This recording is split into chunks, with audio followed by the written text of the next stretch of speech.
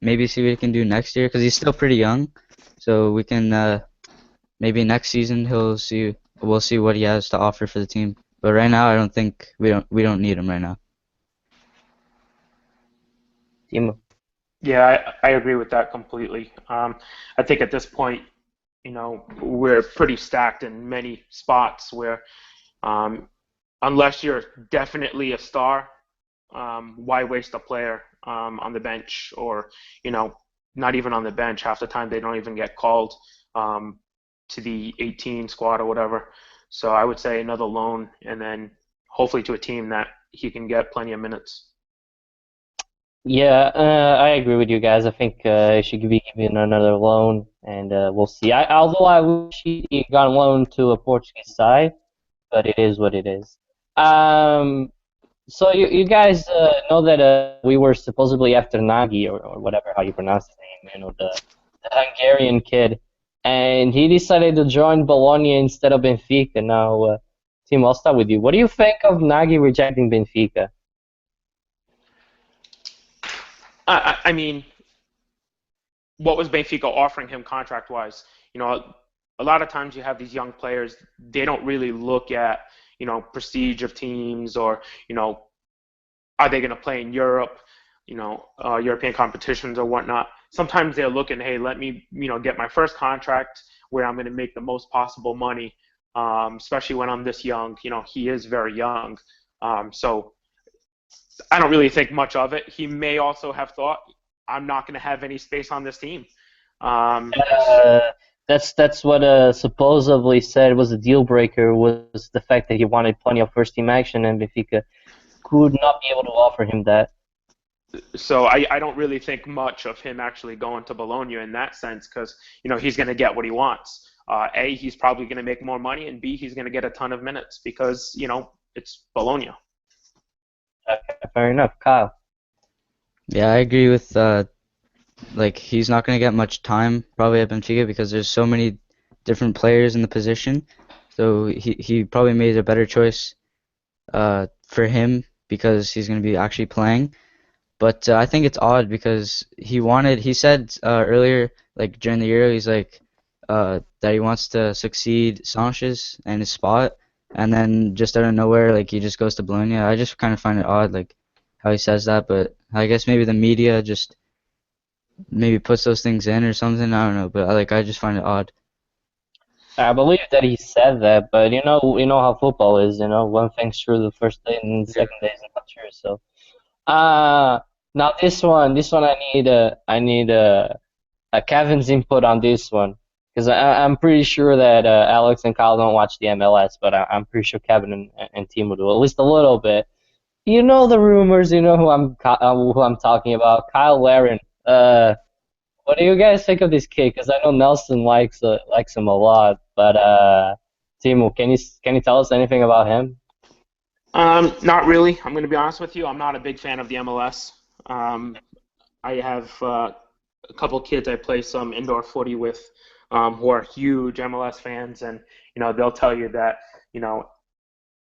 the bigger MLS teams like Portland, LA Galaxy, and New York City FC or whoever would mop any team in Portugal.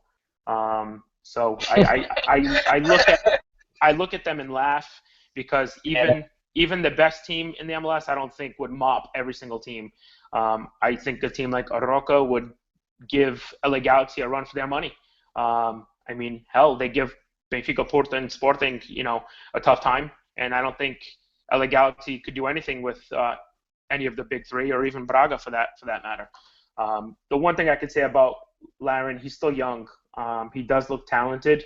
I still think he'd be the type of player we would bring in here and put on the B team. I don't think he's a first team player here, not yet. I'd say maybe a season under his belt or half a season in the B team to get acclimated to a much better style of football, and then go from there. But I do like the perspective of Orlando City and Benfica having a partnership where we could maybe send players there as well. Yeah, that was exactly before I moved on to Kevin's opinion on Kyle Larin. Timo, would you say yes? Because you know Nelson, and you know that Yes. Nelson sort of has a little bit of an inside knowledge on them, Yes. on Orlando City. And he said if Kyle Larin does go to Benfica, he wouldn't be surprised of seeing some players go from Benfica to Orlando City. You would take, let's say, for example, Rubem Amorim off Benfica, and maybe one or two other players that don't really play, and bring on Kyle Larin. Would you be happy with a deal like that? I would for both players. Ruben Amorim to me is one of those. He's one of those Benfica players who was always a loyal servant, and still is and whatnot. Um, you know, I wouldn't mind seeing him come to the MLS because I think he would offer Orlando City, a good player, and I would not mind at all seeing Kyle Larin coming here. But again, it'd have to be for the right move. It'd have to be for the B team. Okay. Kevin, can you tell us anything on Kyle Larin? Honestly, I haven't really seen much of him. First of all, I'm not Canadian, unlike Alex and Kyle there.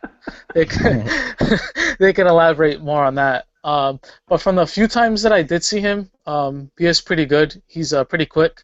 But apparently he's supposed to be better than Landon Donovan. Better than what Landon Donovan will ever be, right, Alex? Of course, he's Canadian.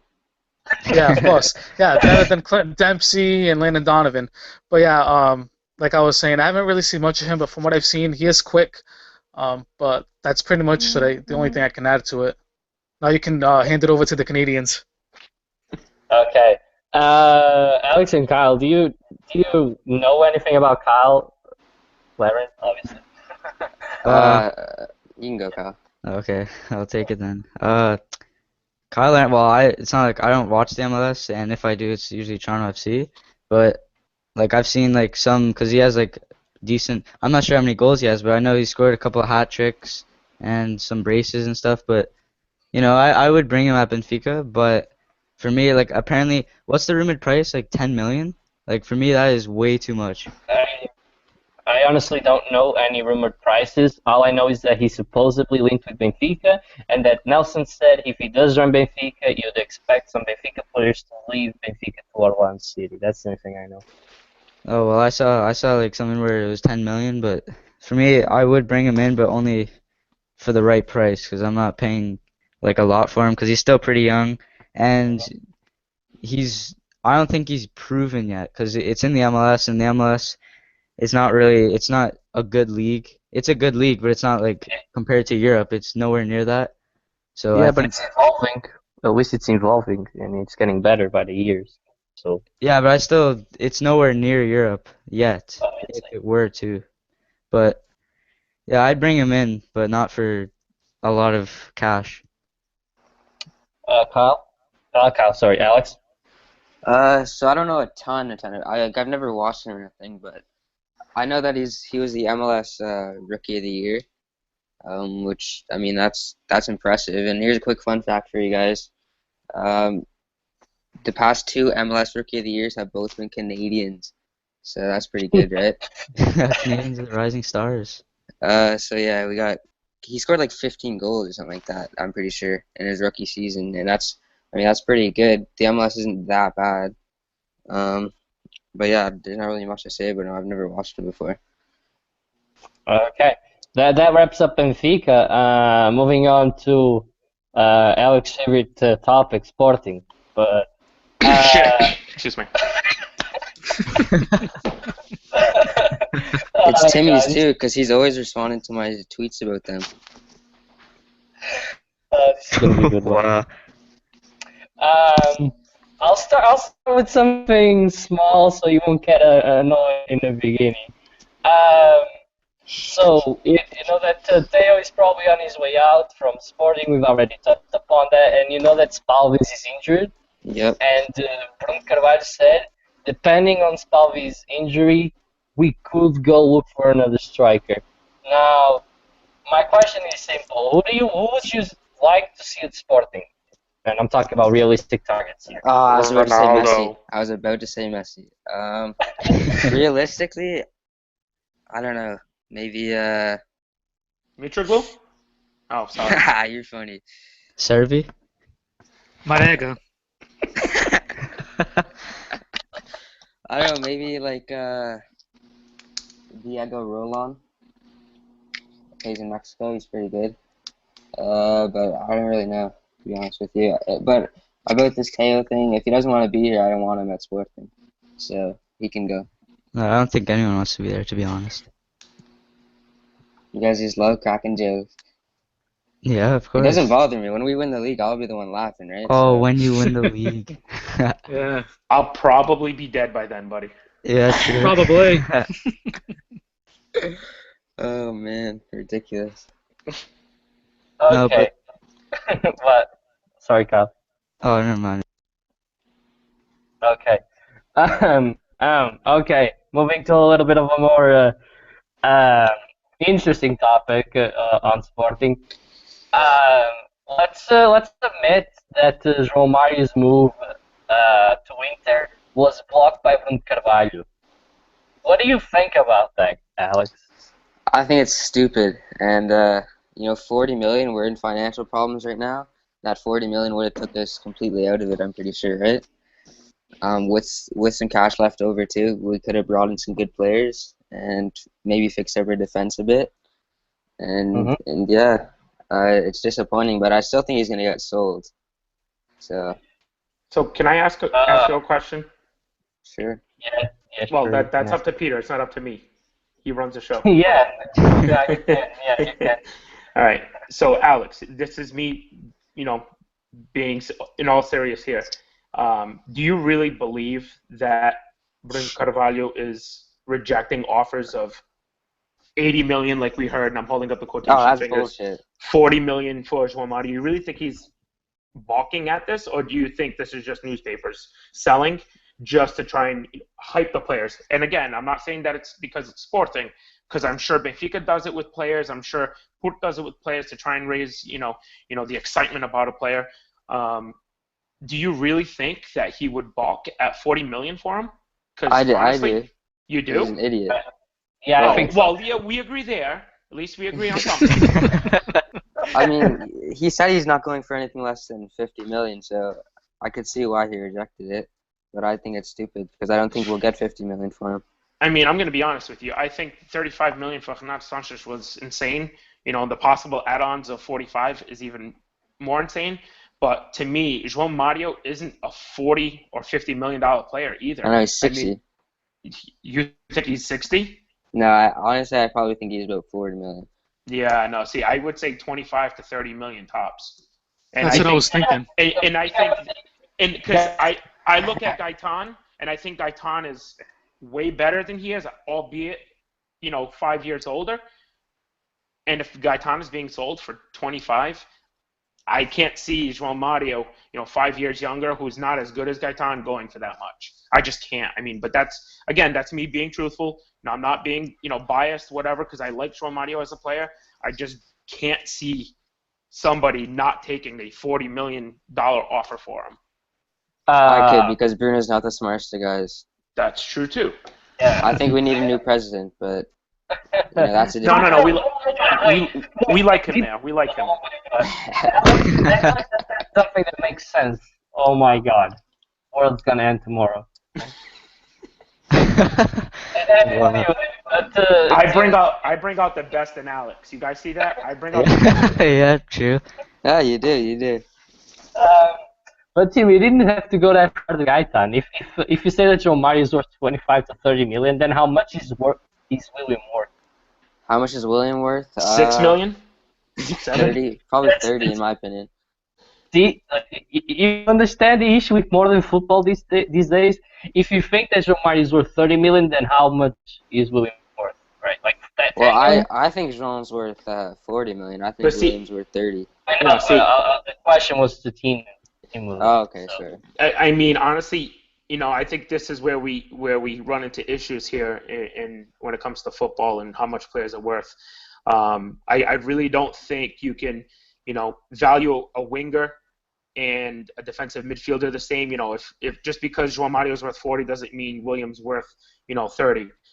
It's very rare that you can see a defensive midfielder go for crazy sums of money. The first time Sporting is offered 20, 25 million, for William. If they don't take it, then you really know that their president's an idiot. You know they didn't take it.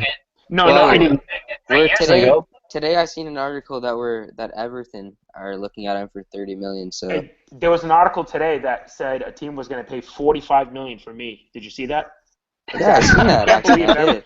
You can't believe everything you see on the internet. You really can't. I mean, it's the whole point where you're not going to pay $30 million for him at that position, and just because that was how much you paid for him, now you're going to pay for attacking midfielder $60 million.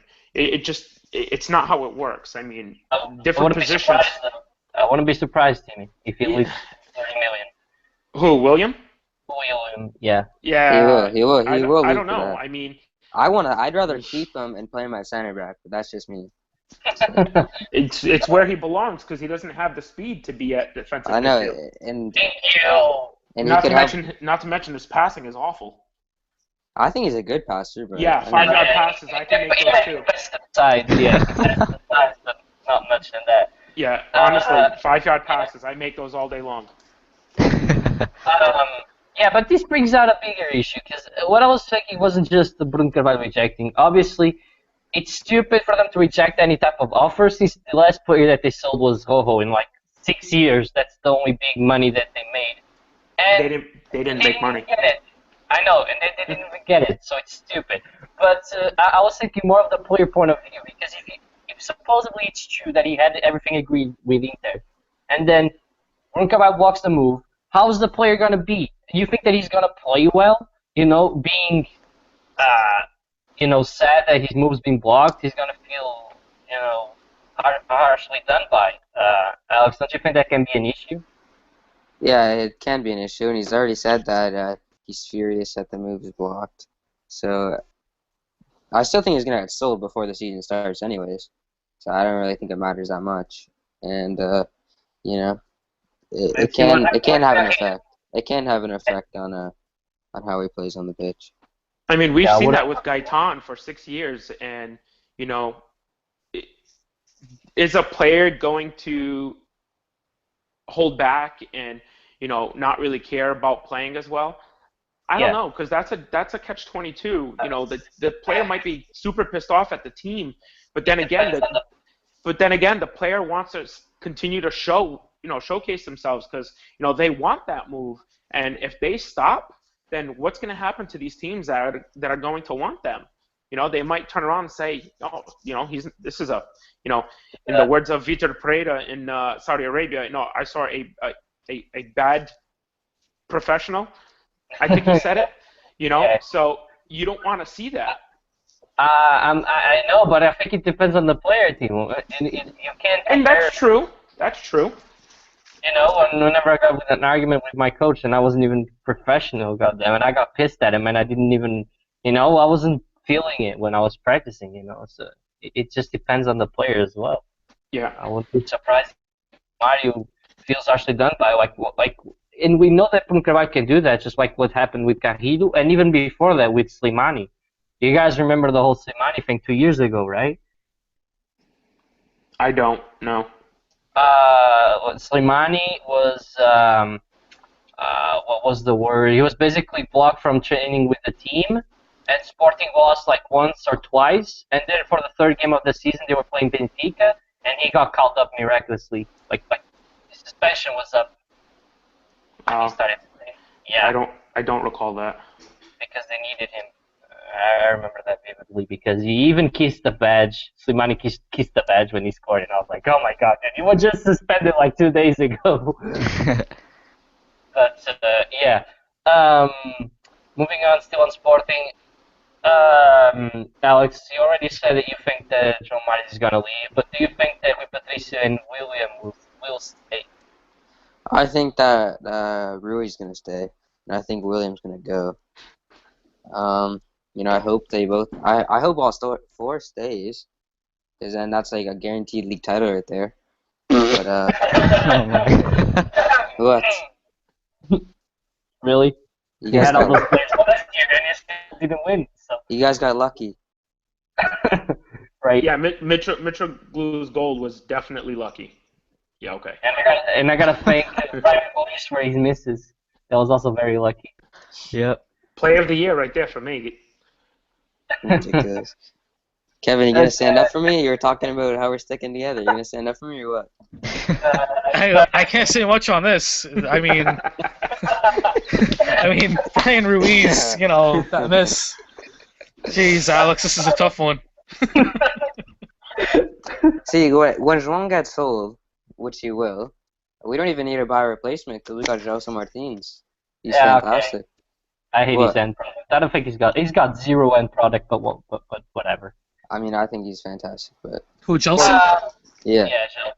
He's good. From what I see in the game against Zenit, he's pretty good. I think he's better than João Mario. No end product though. I won't go that far. Hey, I think I would go that far. I think Sporting's most promising player is Yuri Medeiros. I agree. My Yeah, opinion, definitely. he is their most promising player right now. No, exactly. Why? Because their coach is an idiot. Exactly. And you know what? And I blame him for that at Benfica as well because we could have had the little magician known as Bernardo Silva here, and then no team would have a chance against Benfica because that kid is a magician. But whatever. I mean, I won't go any further. He's short and skinny and left-footed, just like Bernardo. He's not gonna get many chances. Yep. But guys, I remember Gelson nutmegging Eliseo, and then just making a terrible cross, and he does that plenty of times. He's very skilled, but I think he's got no end product whatsoever yet. And, He's still really young though as well, so. Yeah, he is. So he's got time to improve. But Alex, João Mário, William Carvalho, Rui Patrício, and Adrian Silva will return on Saturday, because you were wondering when they would be returning. They return on Saturday when you guys play Olympique Lyon. Okay. Last question, Sporting related. What should Sporting do to tighten the back, Alex? Do you sell some players and buy replacements, or do you just get rid of players that are useless per se? Because you got Everton, you got Naldo, you got Paulo Oliveira, you got Rubens Medo. I've already said Center backs? I've already said we've got to sell Everton, but I'd wait till this Lyon game to have those 4 starters because those are arguably our 4 best players, with Slimani as well. But I want to see what happens on Saturday before we make any decisions on what we do at the back. I want to know what happened to that Douglas deal, though. I have no idea. It's probably just what Timo said. It's just newspapers, Did you guys sign Markovic? He could have solved our problems Oh yeah. Let's not get into that. eventually. What about Cardozo? Elton. And Elton. Oh, they're going after Helton too? Jesus. Yeah. I'll take Helton, honestly. I'll take him. They'll give them the wait. medicals and they'll fail.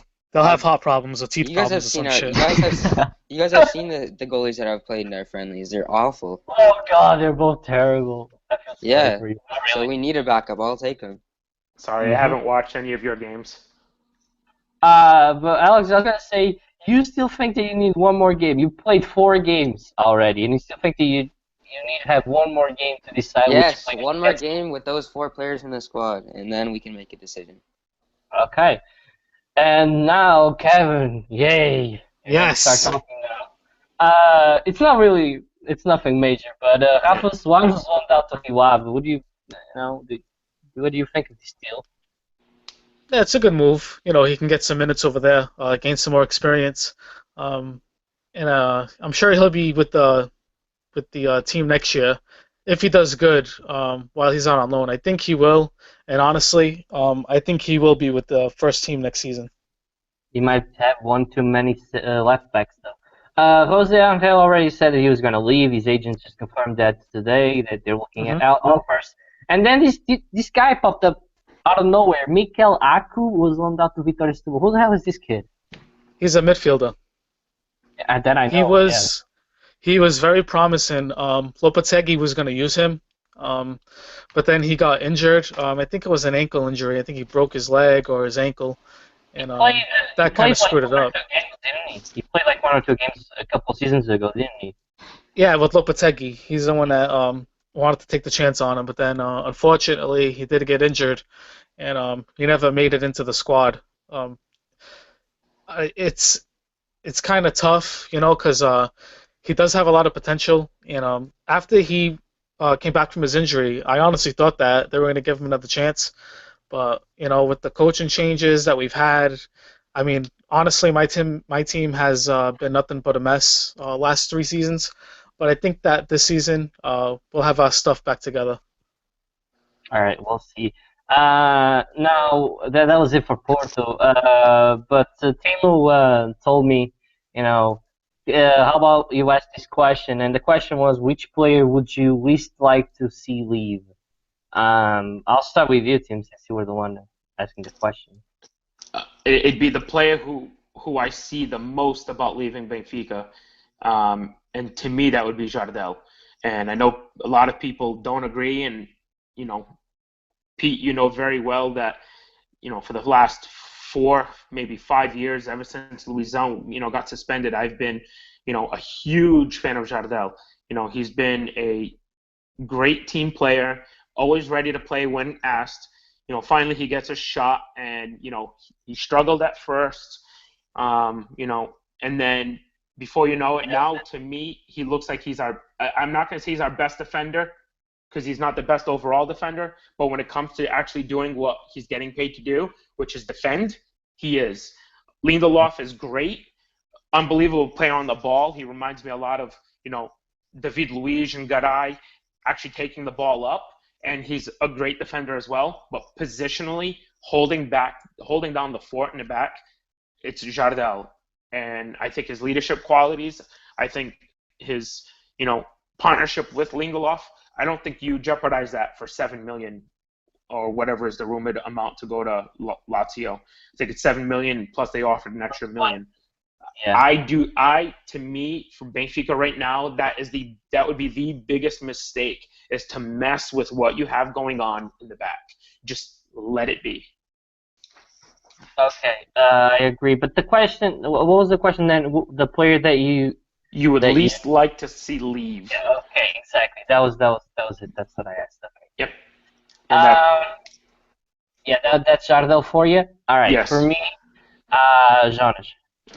But that's obvious. I mean, it's undoubtedly. I mean, who else would you pick out of that? Feza? You pick out Feza? Yeah, Jardel, Lindelof, Ederson. There's a lot of them. There's a lot of them. Feza, Jonas, and Jardel would be top 3. The spine of your team. Add the goalie in there as well. Yeah, exactly. Kyle, so we finish up with the Benfiquistas. I'm pretty much gonna have to agree with you guys on all 3 of those, like Jonas, Feja, and Jardel, and maybe Lindelof.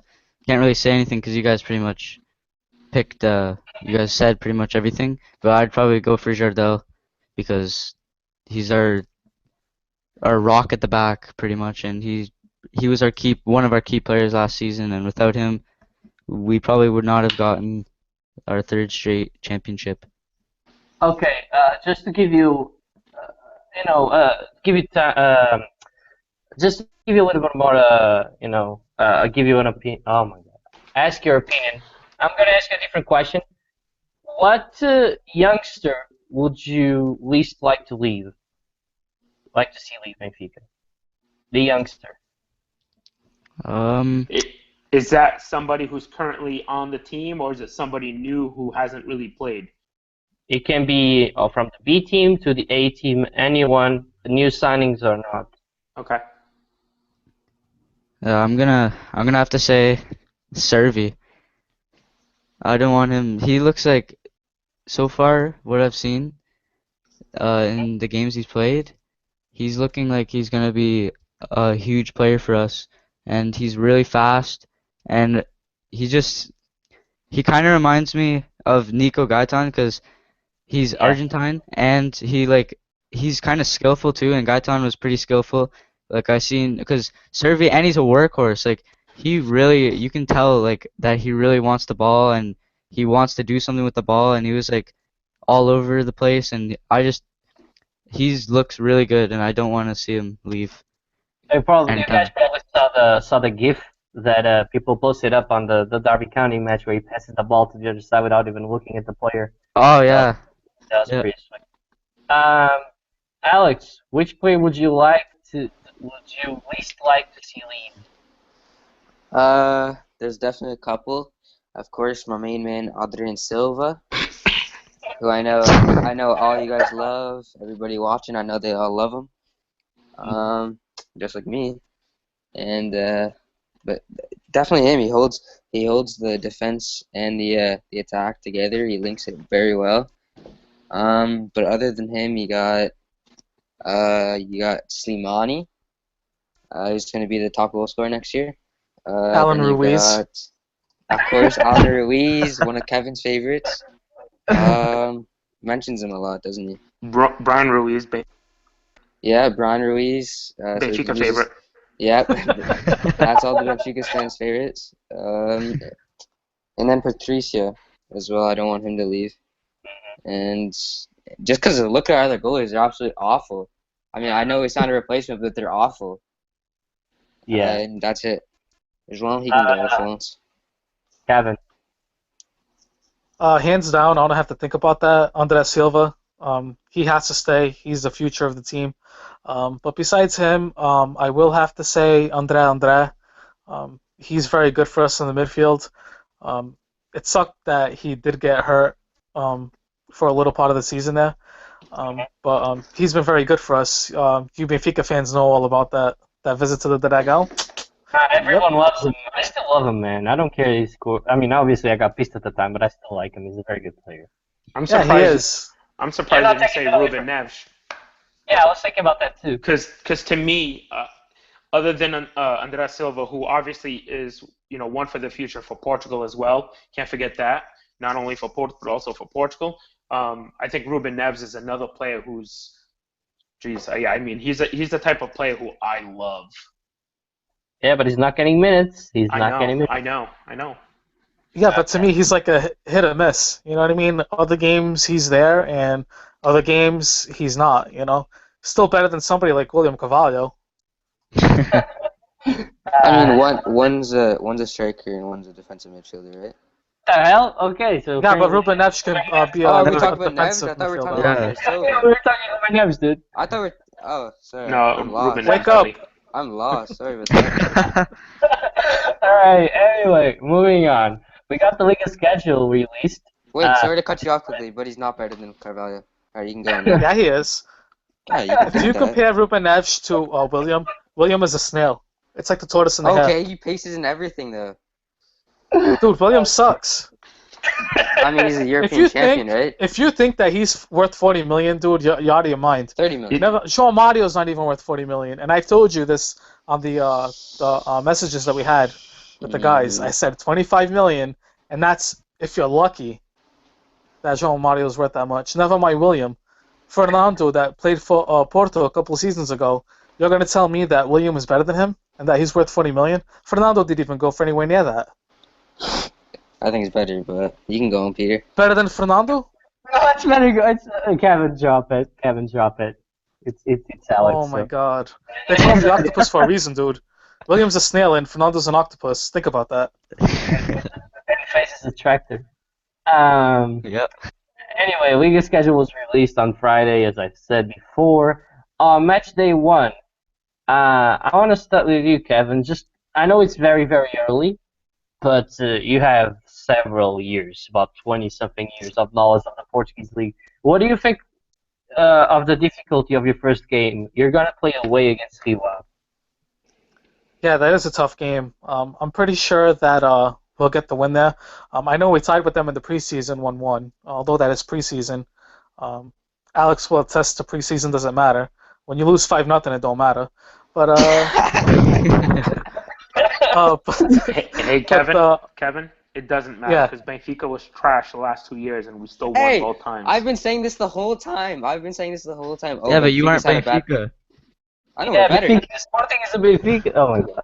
yeah, Sporting is Sporting and Benfica is Benfica. I mean, when you think about Benfica, you think of one of the top teams in Portugal besides Porto. When you think mean of in the world? Sporting, Well, Thank see, you. the thing you just said one of the top teams, but then when you think of Sporting, you think of I was the getting best there. team, I'm getting the there. best team in Let Portugal, me get right? Mid-table there, team? okay? So I mean, I've been saying this the whole time. Preseason doesn't matter. I mean, we played 4 games in a week.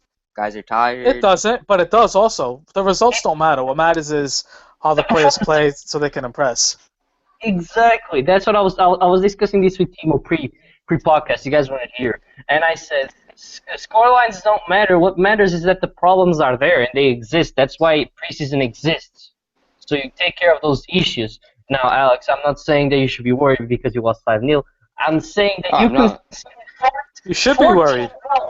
14 goals in 4 games. That's an issue, but we'll get it. We'll get a Sporting's preseason. But we're missing 4 of our best players. We'll get to Sporting's preseason in a bit. Just Kevin, finish up your thoughts. Sorry, Yeah, Kevin. that's all right. You're forgiven, Alex. So yeah, we do have a tough beginning of the season. We're away to Rio Ave, then we're home, and then we're away against the Sporting.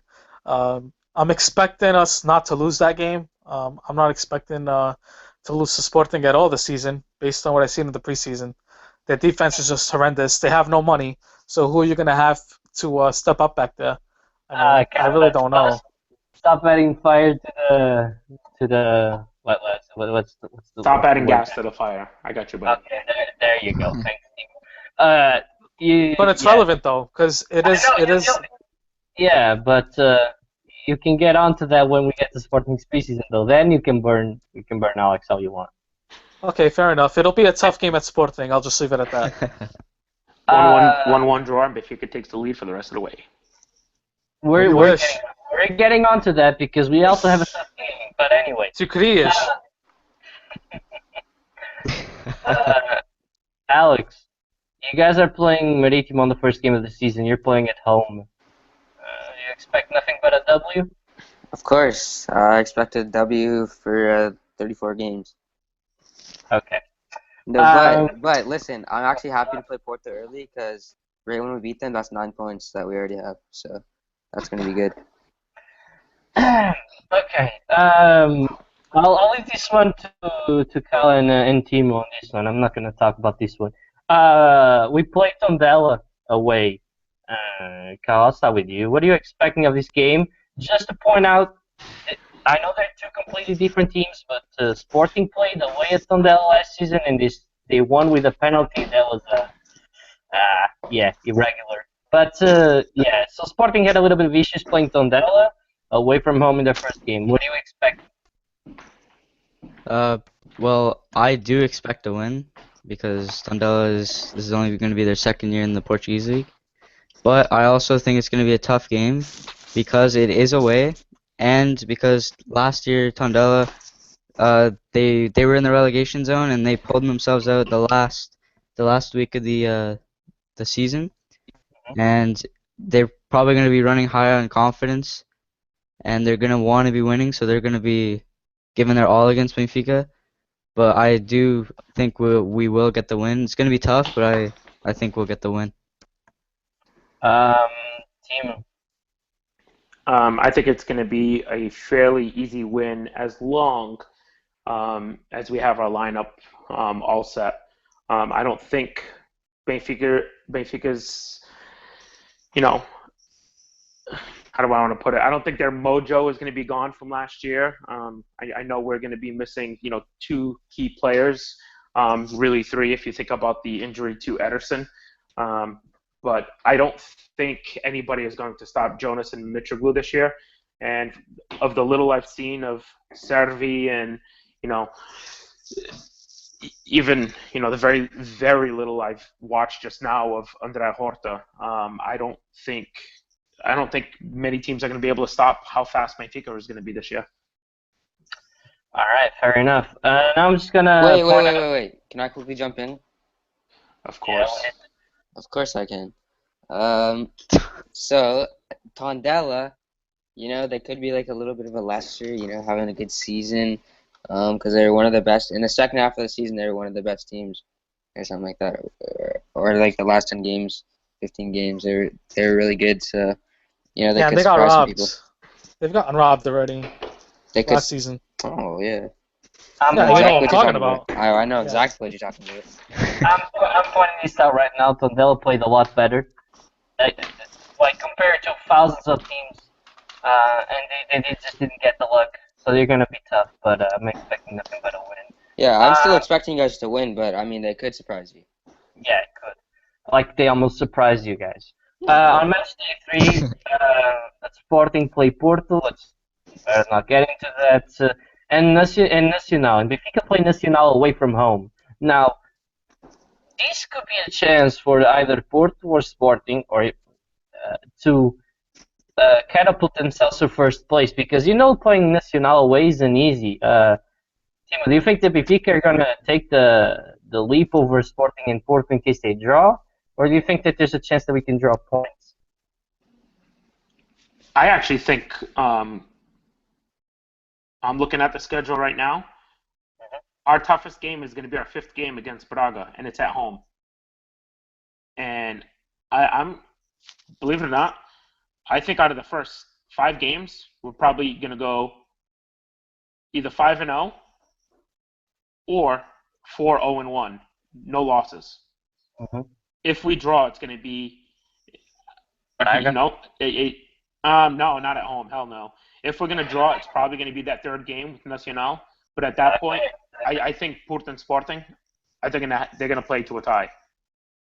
Okay. It's gonna be an interesting game nonetheless. Then on And match day, and I think the fact that it's so early, that right there, in my opinion, only favors Benfica. Yeah, exactly. I completely forgot about that. I told Alex that it's not easy to play Porto match day 3 because it's been 3 games and it's early August or maybe late August, early September. So the team hasn't even clicked into gear yet. So it's going to be a very tough game for both teams. So Yeah, I think that worked in our favor, and I'm sure it was Coutinho, as everybody's probably gonna, thinking. But I think that only works into Benfica's favor. But that again is only if we actually come out 3-0 out of the first 3 games. Then on match day 10 we got Porto Benfica and Sporting will face Arouca. So I'm expecting nothing but a Sporting win, especially at home. Match day 14 we got Benfica versus Sporting and Feirense at home to Porto. Kevin, you expect nothing but a win against Feirense, right? Yeah, it might be a little tricky, because those teams that get promoted, that they host the big teams, like they try their best. I swear to God, like they try the hardest against out of the big 3. They tried the hardest against Porto. Honest to God, like even if you don't get promoted, like look at the Madeira teams, like Marítimo and Nacional. Every time that Porto goes there, we either lose or we draw. Benfica go there, they win. Sporting go there, they win. Marítimo got very harshly done by against Sporting. They deserve the win. Patricio saved Sporting so many times in that game. About 3 to 4 saves. Yeah, but I know what you mean. All right, guys. I want this one to be quick and just give me all your opinions straight away. Because you guys asked me to discuss this, so we're discussing it. Romario versus Quaresma. Who's the best player, like overall? I'm talking about everything, not just what he can bring to the attack as an overall player. The fact that he can play several positions, can defend, attack, everything. I'm gonna give out my opinion. As I've said before, Romario. I think Romario is a lot superior to Quaresma because he can do a lot more than him. Alex. In my opinion, I think Romario, just because I think he's better. Okay. Kyle. I'm gonna have to say Quaresma because he's got a lot more experience than João Mario, and like he's played more games on the national team, played lots of games for Porto, and like in many other leagues in the world. But like they're both really great players, but I think Ricardo Quaresma is better because he's also a lot more skilled than João Mario in my opinion. And when he was like he might have like a kind of not a bad attitude. I don't know. He just seems like he has a bad attitude sometimes, but when he's on his day, he's one of the best for me. Timo. I think Quaresma, and the reason I'm going to say Quaresma is I think his offensive ability outshines João Mario's by, 10 times. And I don't really think João Mario offers you all that much more defensively. He does offer you more, but I don't think the amount outshines what Quaresma can do on the offensive side of the ball. I mean, I think, dude, I mean, if Quaresma never ran into the stupidity issues that he's had, you know, the losing his mind, not just being like focused. If Quaresma had always been focused like he seemed in so many of these games for Portugal, today we would be talking about him being one of the top 5 all-time players. Definitely. I truly think that, and that's because I think I mean, they call him Harry Potter for a reason. I really do think he's that much of a magician on the ball. But he's so inconsistent, though. No, I know, but like I said, a lot of that has to do with the way his mind works and how he's not really always into the game. If he was always into the game like he has been for Portugal this year, my God, he would be top 5 in the world easily. He would have suppressed Ronaldo, in my opinion. Kevin, I think it's an easy one for you. Oh, definitely. Quaresma. I agree with Timmy with what he said, everything he said on Quaresma. He was he hit the nail on the head. But with Quaresma, you know, he made some bad choices in his career. I think that he should have never left Porto to go to Inter Milan. That was a big mistake. And he does have a temper. He has a hothead. We've seen it with Lopetegui. I think that's why Lopetegui didn't really play him that much. Because of the attitude. But to me, that's just being passionate. I mean, he loves the club, he loves the city, he loves the fans, so he wants to give it his all. And when Lopetegui comes out, to him, it's like he didn't have that great of a game. It could have been like a mediocre game, and he wishes that he could have gave more, or he wanted to play the whole game to do something. But yeah, Quaresma he's just amazing, and he's up there with Ronaldo. João Mario can't even do a Trivela, if he even knows what the hell that is. I can do a Trivela. I'm sure you can. That's why I played left back when I was growing up, because I had no left foot, but I could hit a mean outside of the football. I think they're called banana shots. I love Trivelas. And Quaresma is a lot more gifted technically, too. Very skillful. He can score goals outside the box. Like, let me give you an example. When he was still playing for Porto. There's so many to name. Can I just name a couple? Oh, Yeah. Here we go. It's just quick. You know where I'm going, Timmy. Here we go. There was one. No, you have to admit, though. Like, I forgot what season it was. Maybe 05, 06, something like that. It was around then. Maybe sooner. But he was on the outside of the box. And he scored an amazing goal. Keane was the goalie, and he just stood there and he watched the ball go in. There was a goal against Belgium, the Trivela. I would have scored on Keane anyway. Anybody could. And he had that goal against Frankfurt as well. Among others. And then that goal in the Europa League, I think it was Eintracht Frankfurt. Amazing goal. Mm-hmm. So he's just all around a way better player. He's miles and miles ahead of João Mario. You can't even put them in the same category. That's how good he is. Benfica just signed a new striker. Yeah, for real? Yeah, André Almeida. He just scored one out from like the 20-yard line.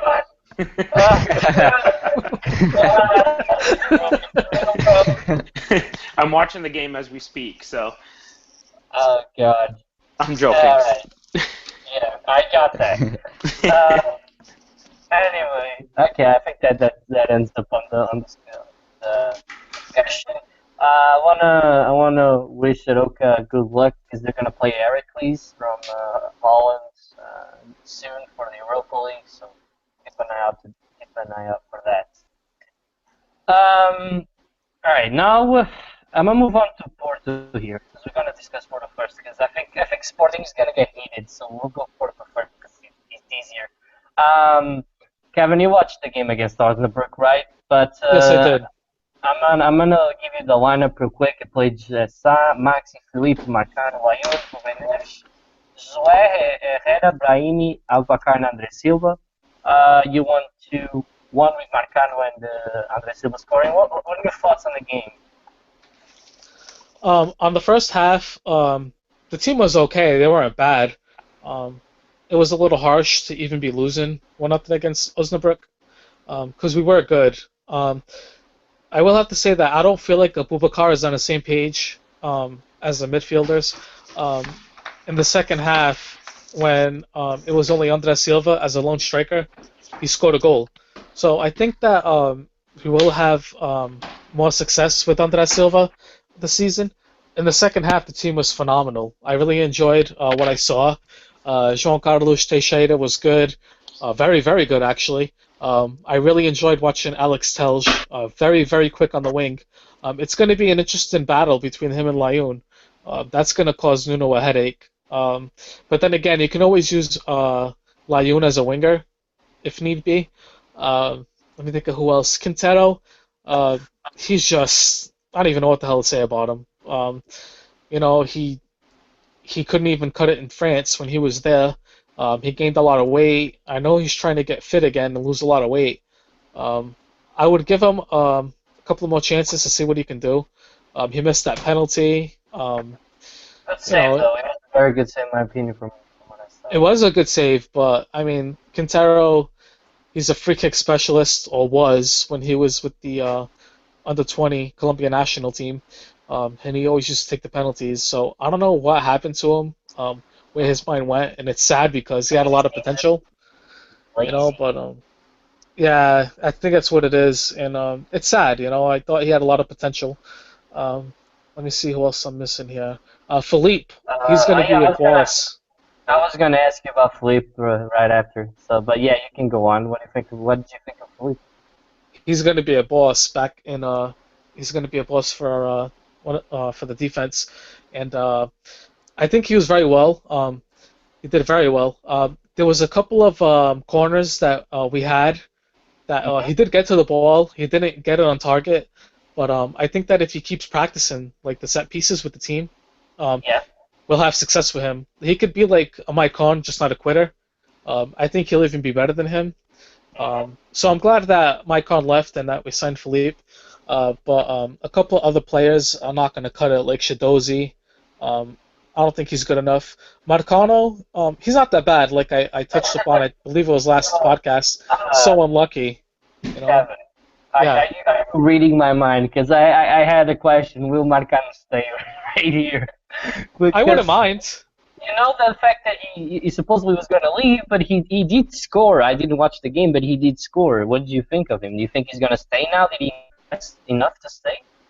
Um, I don't think that can justify if you stay or not. But he's just like I said. Like he's unlucky. He had an own goal against Sporting one season. Just unlucky, but he is a good defender. He's not great, but I think that he would make a good partnership with Philippe in the back. Honestly, um, let me think of who else.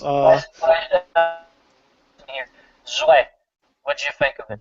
Oh, Josué, he was. I think he did pretty good. I would like to see him and Andre in the midfield, the starters. Um, Mhm. Herrera, like I said last time, I think he should go. He's just not that great. He does what he does for Mexico, and it's great what he does for them. But when it comes for the club, it's just not that. He's just not that good. He's like Ronaldo, but reversed. Ronaldo for Real Madrid is, amazing when he gets to Portugal. He's really good, but not as good as for Real Madrid. But that's He a different plays in a topic. different role. I was just about to say that, and that's a totally different topic. Now I'm drifting Thank a you. little bit, but he does in Portugal. He does play as a striker, like a number 9, and he's not. He's actually a winger. But even if they move him into a winger, he's still not as successful as he is in Real Madrid. But from what I've seen in Another the player. preseason, Real Madrid is also a much better team than Portugal is. oh, of course, definitely, Yeah, it's world yeah, class. yeah. Let's not drift that out. Last guy that you didn't mention, Hernani. Oh, Hernani, he did very well. I liked him. I would start him on the wing if he keeps it up. Um, Corona, he was okay. Brahimi was okay. I think if he got sold, I wouldn't mind it, honestly. Um, João Carlos Teixeira, you could play him as a winger, but I really, really enjoyed Hernani too. I mean, the new guys or the players that were part of the team that are coming back, all the new guys, the new faces, they're really proving themselves, and it's really showing that like how mediocre the team was the last couple of seasons. Yeah, that's true. Is there anything you want to add to this, or are you done? Oh, I'm all set. I'm all done. Okay. Moving on to Benfica then, and then we'll go to Sporting. Uh, we watched both games, Kyle. Team was watching the game against Derby County as we speak. So first game we played the Setúbal. Well, Paulo Lopes played obviously because of the injury. Nelson Smith, Jardel, Luizão, Grimaldo, Feza, Carrilho, Pizzi, João Teixeira, Guedes, and Jovic. About this starting lineup, Kyle. Uh, who impressed you the most these 45 minutes, the first 45 minutes? Is this against Stubble? Yeah, first game. Uh, I'm not sure. So wait, who's on the starting lineup for the first 45? Paulo Lopes, Nelson Smith, Jardel, Oh, Luizão, okay, Grimaldo. alright, there you go. Nelson Smith. Okay, really? I was Yeah. thinking Feza. But Or okay. oh yeah, I completely forgot about him. Exactly. For me, though, yeah, Feza. Yeah, Feza for me was the best, and then Feza and Smithu were the best at half. But Feza, wow, that game he played really, really good. He was all over the pitch, getting the ball. He was making interceptions, good passes, and he just hopefully he plays like that during the season. Like he's gonna be a key player if he plays like that every game. Uh-huh. And I'm gonna move on to game two because then we can discuss the new signings as well with two games on, you know, done. We played Paulo Lopes, Nelson Smith, Lisandro Jardel, André Almeida, Feza, Carrilho, Horta, Serbi, Guedes, and Jovic. Out of these 11 guys, Nelson Smith, right? Yes, Nelson Smith, No doubt. guaranteed. We won 4-0. Obviously, Salvio, Fonte, André Almeida, and Nelson Smith scored. Nelson Smith had a very good game. We also saw Benitez play. We saw Zivkovic, but not that much. We saw Telis. Uh, was the guy that you were more interested in besides Serbi? Because obviously, you know that Serbi is your main guy. But Yeah. and exclude Zivkovic because we didn't see enough of him. About the other guys, who impressed you the most as well? I'm gonna have to say Oscar Benitez or Junior as he has on his back. Because he was putting in those chances. Like he was running. Like there was one play where he got past the opponent and just kept it in and ran and ran. And he's pretty good actually. Like I'm not sure what position he would play because there's so many. Like we have so many wingers and like they're all gonna be battling for the spot. So I don't know why, but I just think I could see him as a center attacking mid. And Maybe he a can, false nine. pardon? Maybe a false nine. Yeah, or a false nine, because I don't know. He's getting some shots on net too. It's he kind of played more in the middle for me, and he was just putting in those chances and he's creating them. So I'd like to see him play there. Obviously, gonna ask you about the guy that Alex is just dying to know about. What did you think of Carreño's game? Uh, Carrillo in the game against Vitória Setúbal, first 15 minutes or so, he was playing all right. He had like some good plays, making good passes, running through opponents. You can tell he's very skillful.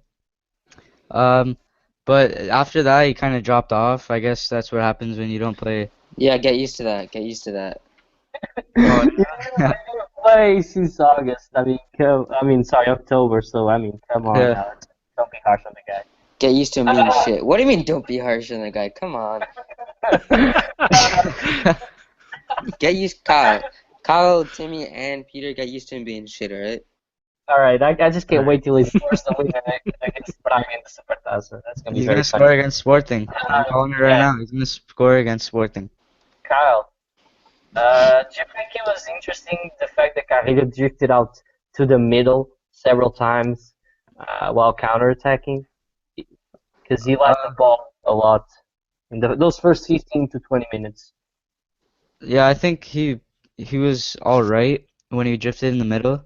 Like he like was because he drifted through the middle and there'd be like players in front and he'd kind of run past them or like fool them around a bit and then he would kind of drift off to the left and then he was playing on the right. He was like playing everywhere. But I think I like him kind of on the right, which is his natural Yeah, position. I agree. Um, yeah, and yeah, in the second game for Carrillo, I didn't really see too much of Carrillo that game, but it's preseason. And he's This getting is fitness yeah, is the he's yeah, and it's preseason too, so it's not like this is all pretty much practice. So he'll get it right, and he'll hopefully find his form, and hopefully he'll score against Sporting. My dad's saying that the weight of Yeah, the shirt if it's very big. Sorry to if he cut you off. scores against Sporting, Markovic will score a hat trick. Just wait. No, Markovic is not going to do anything. I don't they know if you saw already that, but yeah, they stopped pursuing him. yeah. Yeah, Timo, because you've been watching the game, right? Yes. So you have fresher thoughts on, and I'm gonna mention Carrillo again. What were you thinking of his game? Like, I know it's preseason, I know it's very early, and he's regaining his fitness. But when he's on the ball, what do you think of him? From the little bit that I'm like from what I've watched, obviously, I just see him still being a little timid on the ball. A lot of the passes that I've seen from Carrillo have been like, 5 to 10 yard passes laterally or back to a defender or facer. So I think we don't truly see really what he is. Whereas, we know he's a player who's not afraid to go at defenders, and it doesn't look like he's really doing a lot of that yet. He kind of reminds me a lot of what Salvio was when he first came back from injury, where he really didn't have enough speed or fitness to get past defenders or to try and dribble through them. So he would fake as if he'd stop, and then he'd pass it away. So I still think it's too early. To be honest with you, I'm not expecting Carrillo to be a starter right off the bat. I think we'll probably see him maybe get into the starting role maybe after 5 or so games of coming on. I don't think the preseason's enough. Start. I think he's gonna start. But go You on. do? Yeah, I do. Yeah, if Salvio was still here, I still think Salvio is going to get the starting role on the right. We'll see. So also you've sort of watched the first half a little bit. Yes. Andre Horta, impressive. Yes, I think when you and I were talking before the podcast, I had mentioned that I've been talking to a lot of people, and from what they're saying is that Horta seems very hungry, and he's the type of player who he wants the ball at his feet, or he wants to be involved in every play. I think I saw a play where, he ran like maybe, 20 yards, 25 yards to catch up to somebody and intercept the ball and steal it back. I think I was him who I saw do that. Yeah, he was. I don't want to say, that he's, an exact replacement for who left, at the 8 position, because I don't think he is. But, if he can provide this type of desire and willingness to run around and try and bother and pressure whoever has the ball, then I think we'll be okay if he is the 8. I still don't think he's the answer, but you know where I stand with that. Yeah, we'll see. Three more Benfica questions. All three of them are going to be directed to Kyle and me because you haven't seen you haven't seen anything basically of the first game, and these ones are more related to the first game. Sure. Kyle, I personally think that he can stay on the team. Do you think that Salis can stay on the team? Yeah, I think he could. Because the game I saw of him, he had like, what was it, 27 passes and 27 completed, which Mhm. is in the half he got subbed in, which is pretty good. And he was actually, there was one play where I'm not sure if it was in our half. No, I think it was in their half. He tackled the ball, or he lost the ball or something, and then he got it back, and then made a pass, and then it started up some play or whatever. But I think that him and his like he's really good in defense, and he's I think he'll start. Not I don't think he'll start right away, but I think it will take time for him to start, and then eventually he'll be a starter because I he's don't. balanced Uh, on defense, and he can start up plays, I guess. I loved that play that he had against Stubble. That's the one that you're talking about. I wish Timo could see that one actually because he was very very good. He reminded me of a lot of what Feza did the whole season. So I spoke to Timo about maybe us playing a double pivot from time to time, and that could be a possibility. You know. Yeah. Um, I know that he doesn't really like that, but it depends on the games, right, Timmy? Yeah, it's going to depend on the game. I do agree with you on that point where, if we're going with, against a powerhouse, and, I'm talking outside of our league, I'm talking about Champions League. If we're going against somebody who is big on possession, call it Barcelona, if you will, somebody who's really going to come at you, where you need that extra presence in the midfield, a little bit further back in front of your defenders, I would be okay with it. My opinion of the double pivot, even against a team that likes possession, is it then doesn't really give you the ability to really lead a good counterattack. Um, but, I would agree with you there that the double pivot can and usually is effective. Mhm. Okay. Um, Carl, why are we still seeing João Teixeira play? I don't know. I really don't. I don't know. It seems like he doesn't know what he's doing, in my opinion. Like he's running around, he gets the ball. Sometimes he makes a pass, like a really short pass, and sometimes it's like it doesn't even make it to the guy. He's like, I don't know. I don't think he's good enough. I think he should stay in the B team. I don't see him coming onto the first team anytime soon.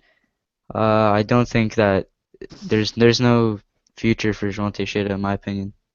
I think that he got actually done by Jorge Jesus because the season where he brought him up, he played the preseason. I think he was very very impressive because he was too good for his age. But then he just regressed because Jorge Jesus didn't play him, and then he ended up getting loaned out, and yeah, I don't think he's gonna work out.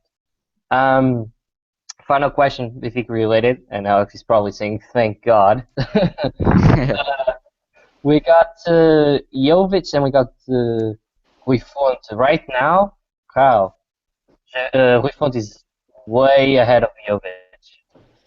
Yes, I don't know what is going on with Jovic. It's not. He's still young. Like I haven't seen much of him anyway.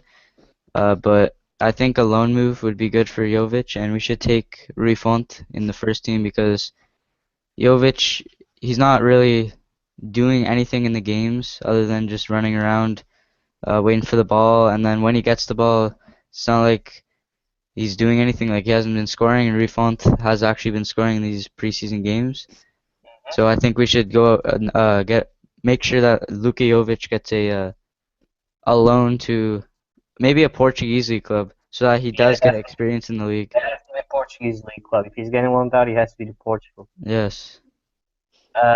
If Rui Fonte is happy with being our fourth choice striker, then I keep him. I also want to praise Gadget real quick because he's been playing well and he's been working out, so maybe he'll end up being a decent player for the team throughout the whole season. He does But look like he's gained a little bit of muscle, doesn't he? Yeah. yeah, From what I've seen. It, mhm. it reminds me of Salvio when he came back last year. I thought Salvio looked like he was like put on like 15 pounds of muscle just in his legs alone. I Yeah. got a quick question. How come you guys stopped playing Gedge last year? Like you guys all of a sudden just randomly dropped him. He was playing well. I think I figured it out. I'm not sure if people agree with me. He played really well, when Nelson Smith was around. I think they knew each other very, very well. But as soon as he got into with Andre Almeida, I just don't think there was any chemistry in between them, and Getz sort of dropped off because of that. I don't think that they're compatible playing on both on the same side. At least that's my opinion. I guess I can agree with that. Timmy, you got a different view of this? No, that's a good observation in my opinion. I don't think it's, especially when Gedge was actually playing, that was the beginning of the year. I think towards the end of the year, I think Andre Almeida actually started to surprise people with, his ability to play with the ball a little bit more up and down the wing. I mean, maybe if Gedge had gotten another opportunity towards the end, yeah, I think it could have changed. But I do agree with you. I think when it initially happened, Andre Almeida was just your right back, stay back, stop the ball, don't let anybody come up, and zero creativity. But I think he improved at the end of the year. Definitely, but yeah, I think that is the answer. And I noticed that, and Alex, I'm not going to tell you why, because when Nelson Smith played a game, I think it was a Taça da Liga game, and Gedge played with him, if they feel like a completely different, guys. They look different when they're playing with each other. Nelson Smith can still play at the same level with other players, but I think Gedge needs him to play a little bit better. Mm-hmm. Yeah, that's our answer. Now moving on to the big one. The big one. The second place team that thinks that they're champions, Sporting. Who? Oh, you're so funny. It's only the team that beat you 3-0 in your stadium. That's yeah, who. Sporting Lisbon. Ever heard of them? Sporting Lisbon. Ah, that's who it is. Yeah, I've heard of him. Hashtag not Sporting Lisbon. Alex. Yeah. Alex, you watched what games did you watch? I watched Zenit, and I watched half of the Neon game. Okay, so nothing obviously. Okay, you were supposed to watch the PSC game, but I guess you had more interesting things to do. But okay, so I'll just I'll give you the lineup for the first game, and just tell me what player you're hoping can make a difference this year. Okay. Alright. All right. From the first lineup, you had Stojkovic. Yeah, really bad goalkeeper. João Pereira, Naldo, Oliveira, and Jefferson. You had João Pedinha. I think his first name is João Pedinha. Yuri Medeiros, Bruno César, Aquilani, Lucas Palvis, and Alan Ruiz. Alright. Is that who you want me to? Is that who Yeah, you want me? you have three youngsters here. You have Pedinha, Yuri, and Alan Ruiz. And there's something interesting I want to add. Pedinha started 3 out of the 4 games ahead of Petrovic. Do you think that Pedinha might get the nod over Petrovic? Well, I know he played well when he was out on loan, so maybe. But actually, yeah, probably, honestly, because Petrovic isn't that good. So I hope so. Yeah. The more youngsters, we can sell them for a high price. Okay. But the youngster that I'm looking forward to see, there's a couple, of course, Gelson, but he was included last year. Yuri, I'm excited to see. Podence, I'm excited to see. And Yeah, Podesta did score against Monaco. He was the only guy that scored. So he looked decent, to be honest with you, Alex. I think he looked pretty decent. And I'm excited to see what Semedo can do in his second season at Sporting. His first full season at Sporting. What about Mateus Pereira? I still think he should be in our B team. I don't really rate him that much, if I'm honest. He's gonna have to make the jump, Alex, either to the first team or he's gonna get sold. You're not gonna keep wasting him like Ryan Gold. I don't really rate him that much. Actually, Ryan Gold, I'd like to see him play as well. So. Did you know that he played about 2 minutes last game? Yeah, he's never gonna play for Sporting. I'm sorry. When you're losing he could. he plays for like 2 minutes, and he's done. He's got so much potential too. Like George, I love the guy. I love George, but sometimes he just pisses me off. I'm telling you, man. I'm thinking Yuri, Palviance, Gold, any other short player will not make it with him. I think Podence will play. He's very short. He's like 5'5". I don't think he's gonna play, but we'll see that. Anyway, moving on to a game that you Wait, did I know watch. that Kevin's excited to see Alan Ruiz play though. Right, Kevin? Yeah, of I know. course. You're probably gonna tune in to watch all our games since we kind of stole them from you guys. You just want I to see want what to you're see missing, him. you know? I definitely Yeah. want to see him. He's training hard, running all the fast food places. Him and Tarap making some runs. I do have to say that he And on the one game Quintero. that I watched of Sporting Alan, which was pretty decent. At least shoot. And Quintero. Quintero, Tarap, Him and too. Alan Ruiz, all three of them. Three Musketeers. That's right there. And he was Yeah. you, alright? I said he was you. Why not? Yeah, when that happened. I'm just kidding, guys. Anyway, moving on to a game that you did watch. On the second game, you played Stojkovic again. Yeah, you should. He played three He's out of the Serbian, four correct? games. I think he is. Hmm. Paulo Oliveira, Naldo, João Pereira, and Jefferson. And I'm going to ask you real quickly. Paulo Oliveira, Naldo, or Coates and Ruben Smith? Cortez and Semedo, in my opinion. Interesting. You started out the season with Paulo Oliveira and Naldo and finished the season with Coates and Ruben Smith. I don't like Naldo that much. I like Uh, Naldo. I know but, you like Naldo, but I don't. He I don't played think 3 out of the 4 games as well. He played it with Paulo Oliveira twice, and Yeah, we're probably gonna play him, which I don't want to see, but he got injured last year, right? And that's why we stopped playing him. I'm pretty sure. I think, or he just got dropped. You know what? You know how Georgios is. He has like 6 center backs, and he plays them whenever he wants to. Yeah, but the one I never want to see step on the field though is Aworth, and I don't want to see him play ever again. Everton's a little bit crap, but what can you do? Then you play with Padinha, Bruno César, Aquilani, Yuri, Spalvis, and Alan Ruiz. He won 3-1 against this third division Swiss side. And I'm gonna ask you, Bruno César, do you think that he should stay on the team right now? Because you've got, like Kevin said, Matheus Pereira, you have Yuri Medeiros, you have Gelson Martins. I like him, Doesn't need it. but I You like him like playing at left back because he played there a couple times. He played there a couple times. I know a lot of Sporting fans don't like seeing that, but I do. I don't. I thought he played pretty good. I just want to play him against the big teams because he's a bit slow. But I like him at left back, so he could play I there. don't, but it is your team. But what did you think of this game? I mean, you played the third division Swiss side, so keep that in mind. But what did you like about the game? It's preseason, so it doesn't really matter to me. Doesn't matter what we're playing. We won the game. The defense didn't look too bad. We got lucky a couple times. Yeah. But what can we do? We won the game. All right. We didn't look bad. Game 3. Asbe Yug, it's very good. Is this the Zenit game? Good. What? Yeah, Is this- Zenit game. Yeah, Okay. this is it.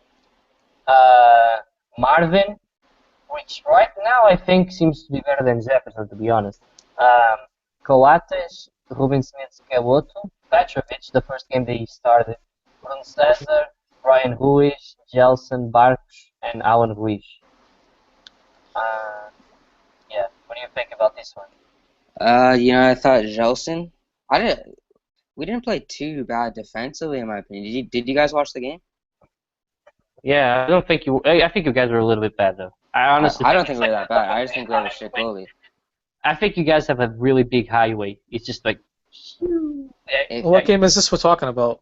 Zenit. Zenit, where there was 4-2.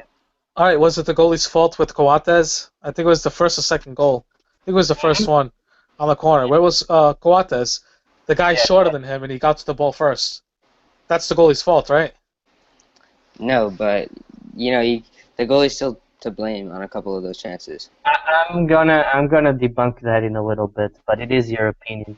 What you're gonna debunk that the goalie played well?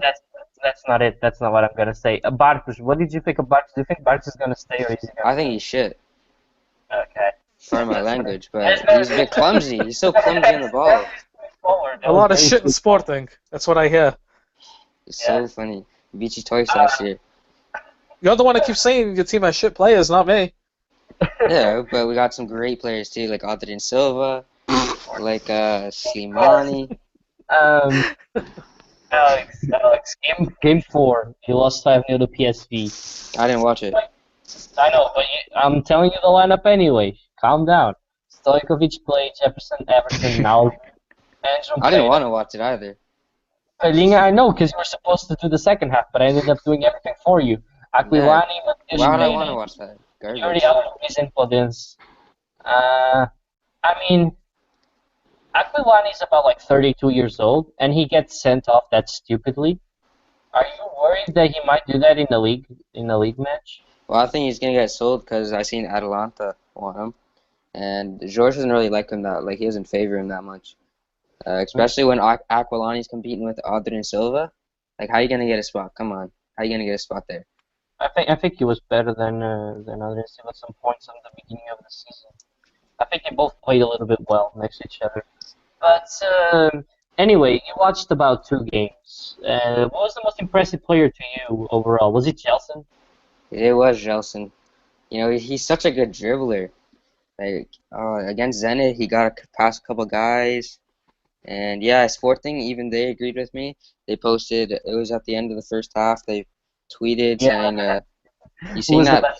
Who was the best player? Gelson, Martins, Gelson, or Gelson, or something like that. Yeah. Yeah, they did. So it had to be Gelson for me. All right. You've probably, have you seen the GIFs? If you haven't, Bruno Carvalho and Jorge Jesus got into a fight. Tim, can you help me out on this one? Yeah, there was I think it was at the end of the match. Jesus was walking out, and he was already.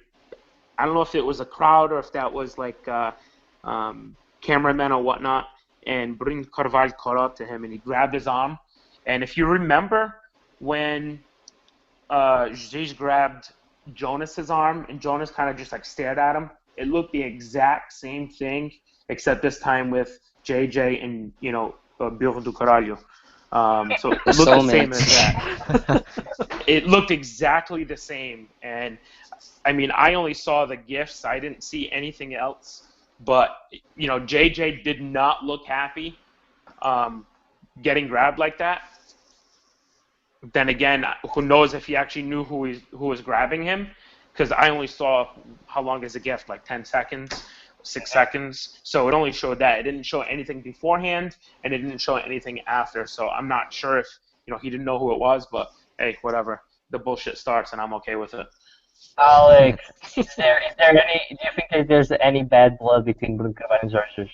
I didn't even see the GIF, but I don't think there is because, like they both say, or like Bruno said, I don't think Jorge said anything, but they're soulmates, So I don't think there's any bad blood. Both assholes. I got that.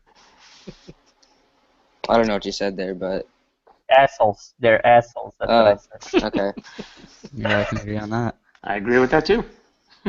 Yay!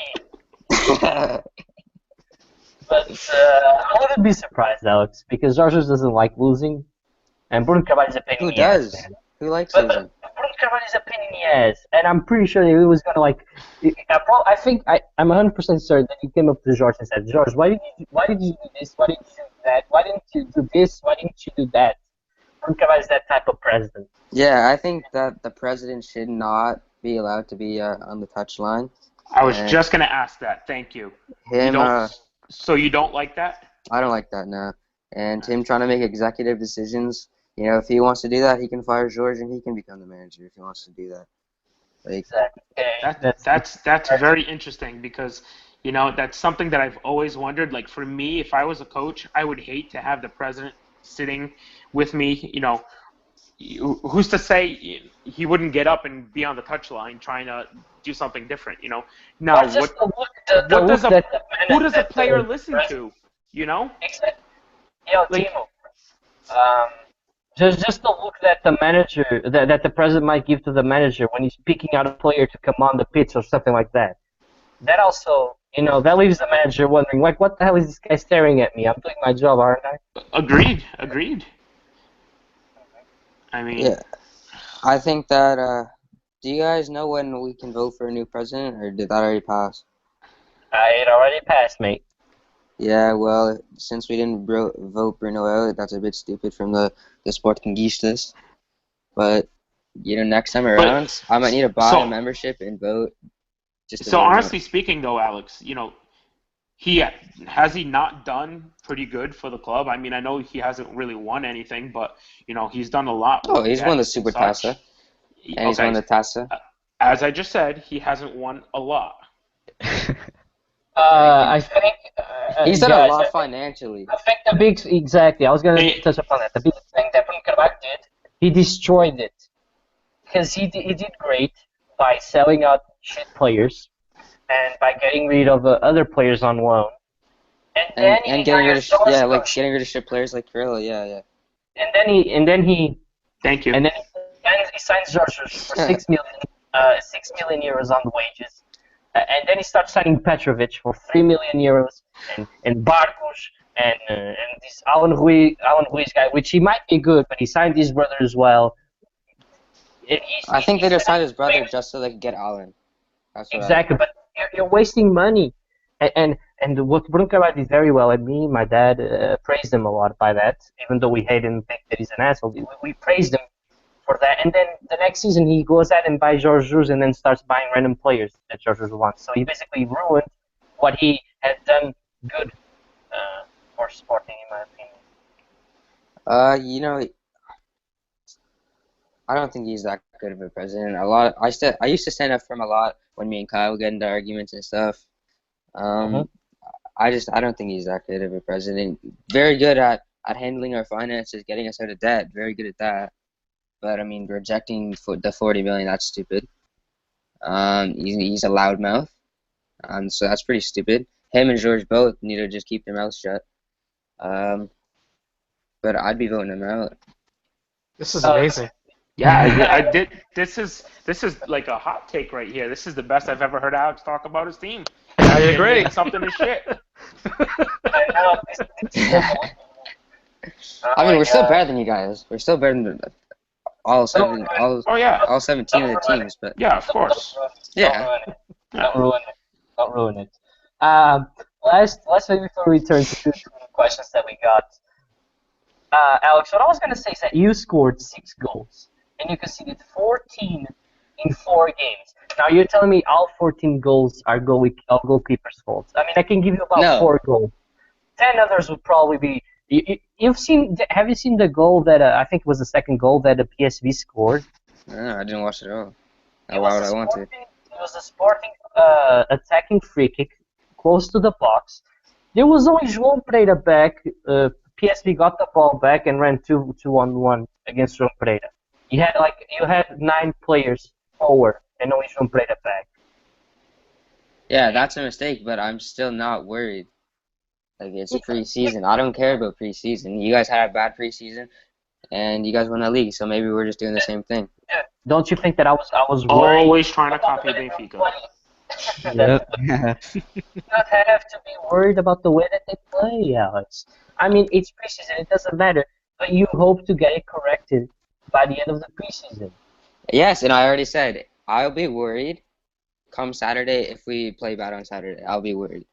But until then... So the match against Lyon is the last... what should I call it? The last...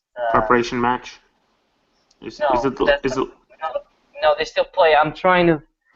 They present the team to the fans. Yeah, and... Or present the song, right?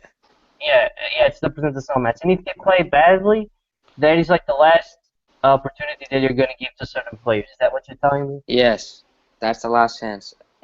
If on Saturday, if we play bad, if we lose 5-0 again or something, then we got to sign someone.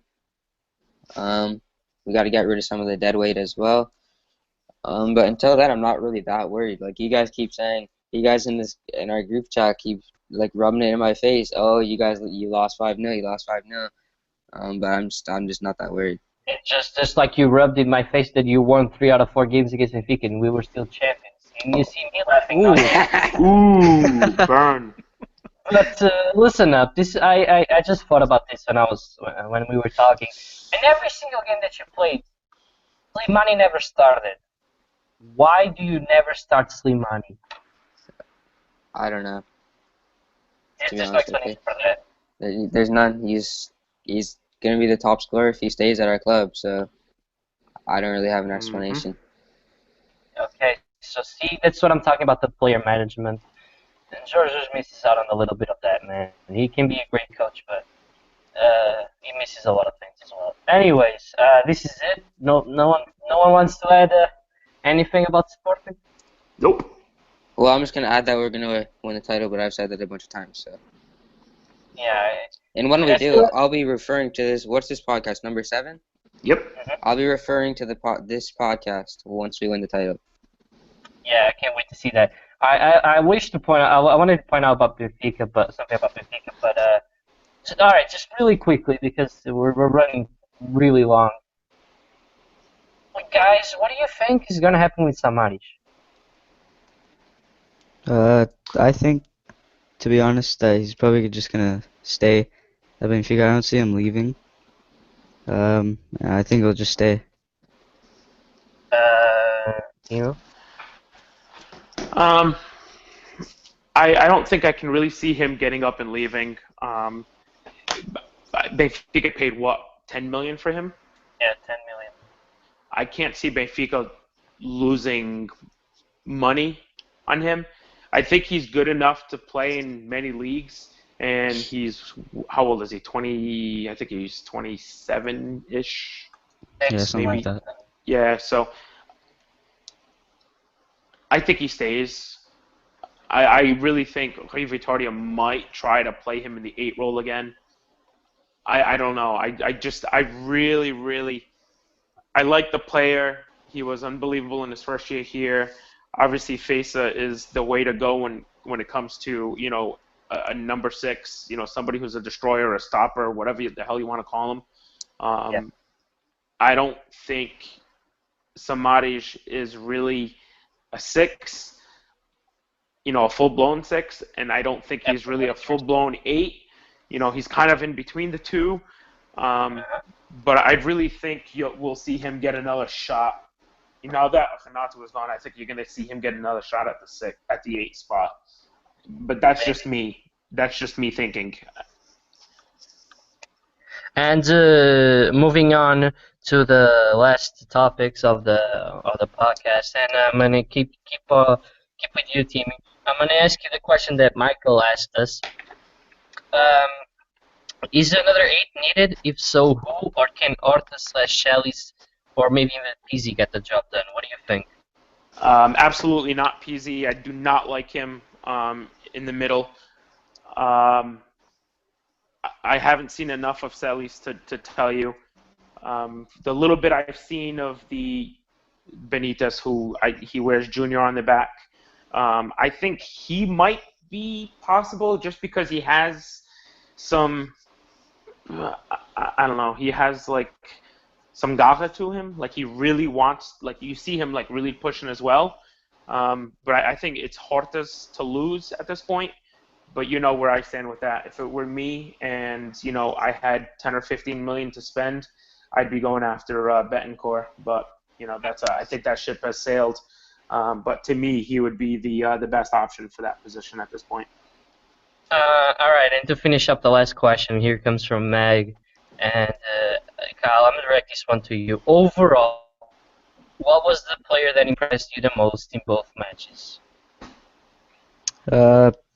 Overall, I'm gonna have to say Nelson Smith because he played really well both of those games.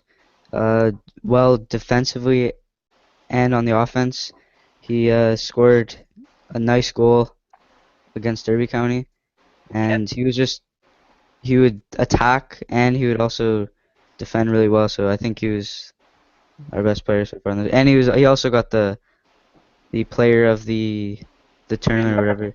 Man of the match? Yeah. Yeah. Oh, of the tournament? I Yeah. got the Yeah. tournament Oh, no. player Okay. of the That's cool. tournament. Didn't know that. Yeah, Meg, I agree with him. He was our best player. Or the player that impressed me the most. All right, Kevin, I think you want to have the word. Is that correct?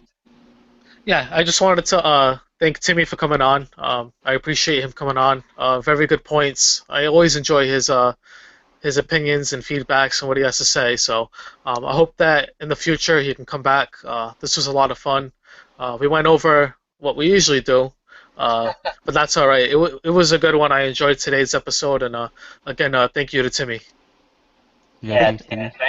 Yeah, we're all thankful that you came on, and we're hopeful to have you here next time. Maybe have Nelson as well. Who knows?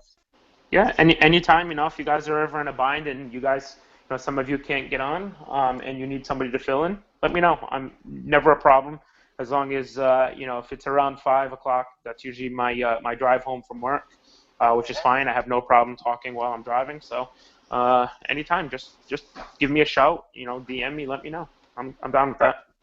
All right, thank you very much. Was that it that you wanted to say, Kevin? Yep, that was it. Okay. I don't think that you got my message, what I was gonna say, but I'll go ahead and say it right now. We've always discussed at the end of the podcast something crappy always happens, and that happened in Nice. Oh yeah, Okay. where the y'all guy know what ran I'm over all the people. Yeah, we know. You guys all know what we're talking about. Yeah, I just gotta say, can I just say something real quick? Because there's quite a bit that's happened. The last episode we forgot to mention. Thoughts and prayers to everybody in Dallas, Baton Rouge, Turkey, also in Nice. It's amazing what has happened over the last month or so. Way too much sad things going on, but thoughts and prayers out to everybody out there affected. Yeah, hopefully the podcast will help you forget about that. Just focus on our rivalries, because the season's almost starting. People, get ready. August 9th, Benfica versus Braga for the Supertaça. It's happening. It's gonna be a good It's a one. Braga W right there. He All said right, Benfica, not Sporting. Not for. Sorry, Kevin. All right, was that it? Is this it? Yep, that's it. Yeah. All right, guys. Thank you for watching, and we'll see you next week for the next episode where we'll have Invictus and my Dutch friend Thijs. That's All right. all. See you guys. Thanks again for the invite, gentlemen. It was fun. No problem. Take it easy. See you, people.